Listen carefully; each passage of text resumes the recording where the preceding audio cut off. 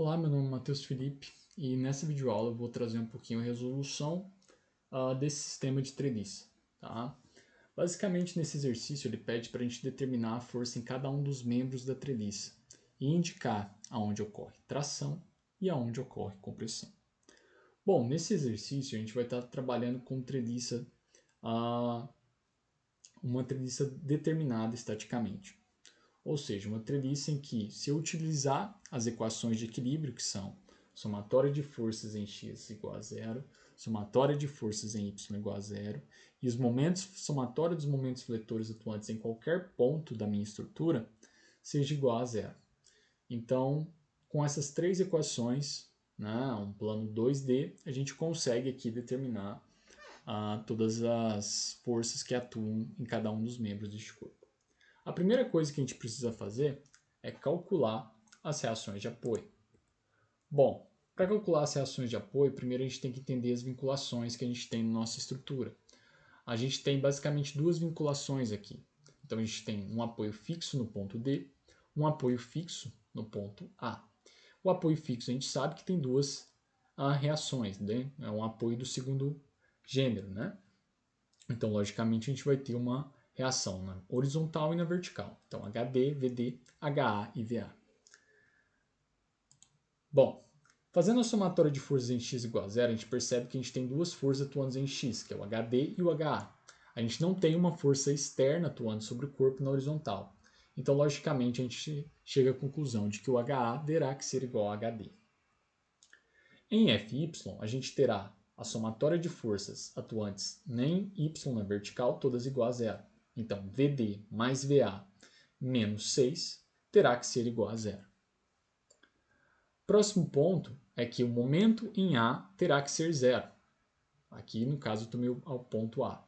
Logo, a gente tem o HD gerando um momento anti-horário, HD vezes 2, em relação ao ponto A. HA e VA não geram momento no ponto A, visto que eles não têm distância em relação ao ponto A. Os 6 geram um momento, né, horário. E o VD, ele geraria momento, porém o VD ele terá o valor de zero, visto que ele não pode gerar momento no ponto C. Né? O ponto C aqui para a gente também é uma rótula, e esse ponto não pode ser gerado momento aqui por conta da alavanca que a gente tem em VD. Então, VD, a gente chega à conclusão que o VD seria zero, nesse caso.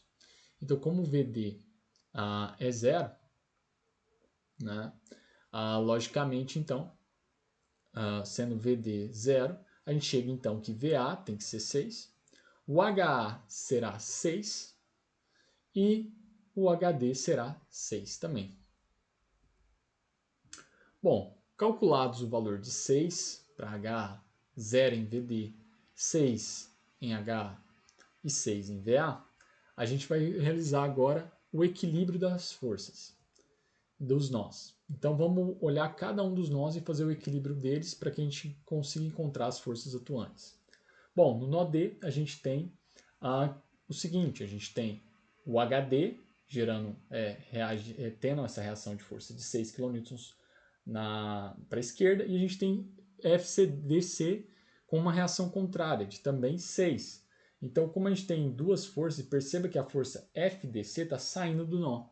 Então, como ela está saindo do nó, ela é uma força de tração. Então, a gente chega à conclusão de que essa barra DC é uma barra que está sofrendo tração de 6 kN.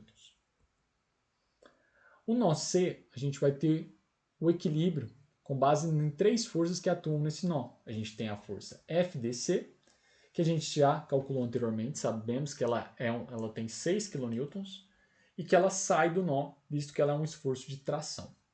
Então, logicamente, a barra FCB, para gerar uma componente que gere equilíbrio e uma componente aqui na direção de X, a gente vai ter que, então, fazer essa seta sair do nó. Então, se ela sai do nó, a gente chega à conclusão que o FCB é uma força de quê? De tração, porque ela também está saindo do nó. E o FCA, como vai gerar uma componente para baixo, aqui o FCB, logicamente esse FCA tem que gerar uma reação contrária para anular. Então perceba que a gente vai ter aqui uma decomposição de forças. Ó.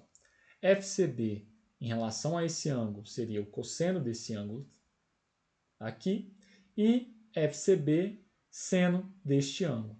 Então, a gente chega aqui agora, a gente faz apenas a somatória de forças em X e somatória de forças em Y.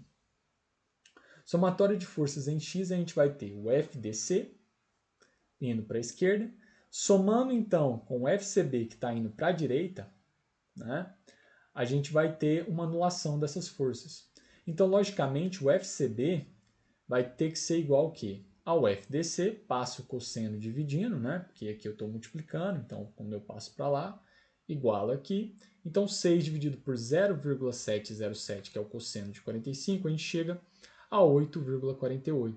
Logo, essa barra FCB está sofrendo uma tração de 8,48 kN.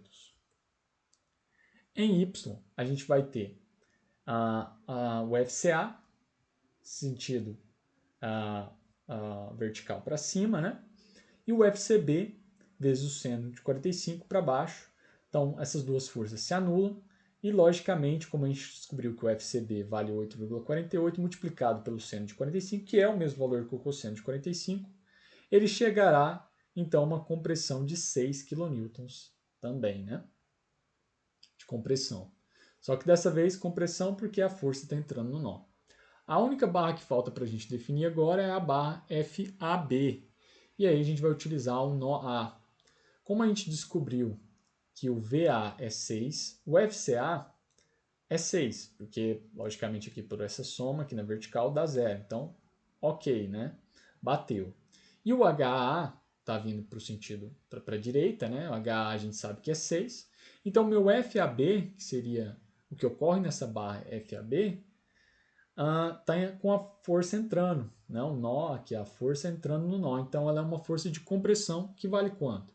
Como aqui vale 6, aqui também tem que valer 6 para que haja uma anulação em X. Não é isso?